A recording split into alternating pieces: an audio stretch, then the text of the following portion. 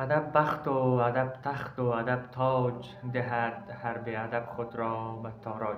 در این ویدیوی کوتاه میخواهم سه تا از نشانه های انسان های آزاده و با ادب را خدمت شما یادآور شوم. اول، احترام به هم نوعان و دیگران. اولین نشانه یک انسانی با ادب احترام گذاشتن به انسانهای دیگر و به هم نوعان خود می باشد. طرف مقابلش چه انسان پیر باشد، چه جوان باشد، چه مرد باشد، چه زن باشد، چه خرد باشد، چه کلان باشد، از هر قوم و طایفه و قبیله و مذهب زبانی که باشد، این برایش احترام میگذارد و به حرمتی نمی کند. دوم، تواضع و فروتنی.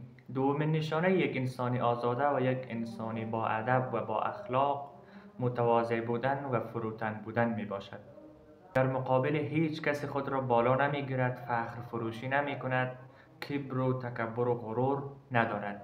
طرف مقابلش چه انسانی بی سواد باشد، چه با سواد باشد، چه پولدار باشد، چه غیر پولدار باشد، چه منصبدار باشد، چه غیر منصبدار باشد، در مقابل هیچ کسی کبر و غرور و فخر فروشی نمی کند و متواضع و فروتن می باشد. سوم، قضاوت نکردن دیگران.